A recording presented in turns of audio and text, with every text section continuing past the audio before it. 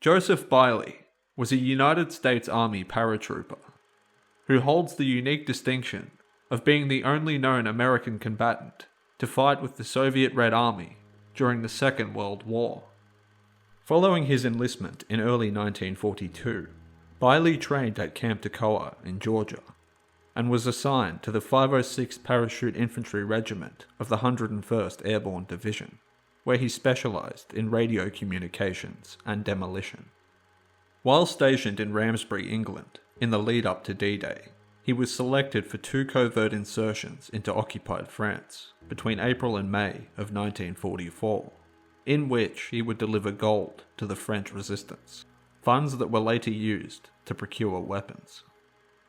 In the early hours of June 6, 1944, the C-47 carrying Biley came under heavy anti-aircraft fire over the Normandy coast, as other planes also began to take fire, with some spiralling out of the sky in flames.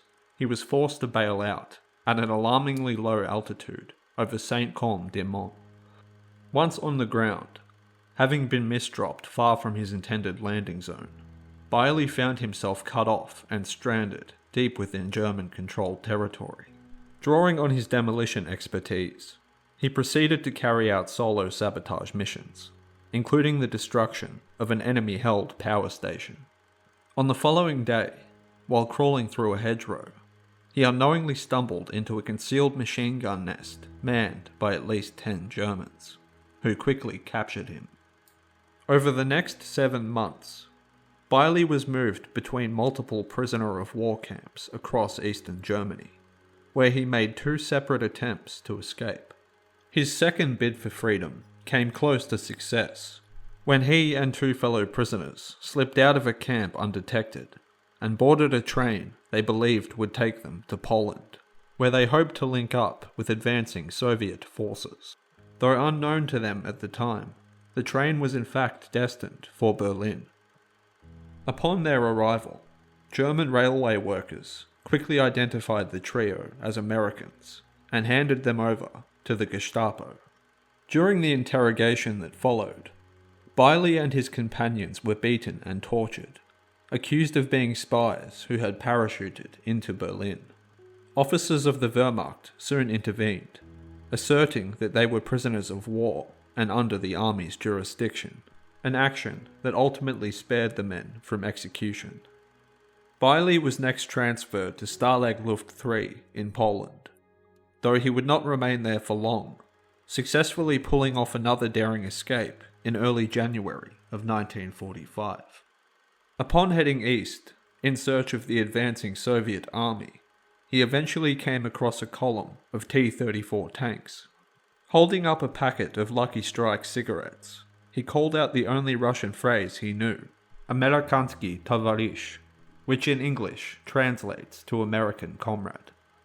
Biley was soon able to convince the battalion's commander, Alexandra Sumasenko, who was reportedly the only female tank officer of her rank during the war, to allow him to join their advance towards Berlin. For the next month, he fought alongside the Russians, applying his demolition skills to dismantle German defences. In February of 1945, shortly after taking part in the liberation of the prisoner of war camp where he had previously been held, Biley was wounded during an attack by German dive bombers. He was then evacuated to a Soviet hospital in Landsberg, where he received a visit from Marshal Georgy Zhukov. Intrigued by the presence of the only non-Soviet patient, he learned of Biley's story through an interpreter, and next provided him with official papers that enabled him to rejoin American forces. Upon arriving at the US Embassy in Moscow, Biley learned that he had been reported as killed in action by the US War Department on June 10, 1944. A funeral mass had been held in his honor in his home state of Michigan, and his obituary had also been published in the local newspaper. He returned home on April 21, 1945, and celebrated VE Day 2 weeks later in Chicago. In 1946, he would get married in the very same church that had held his funeral mass 2 years earlier. In June of 1994, his unique service was jointly honored by US President Bill Clinton and Russian President Boris Yeltsin at a White House ceremony commemorating the 50th anniversary of D-Day. Joseph Biley passed away on December 12, 2004, at the age of 81. He was buried with full military honors in Arlington National Cemetery.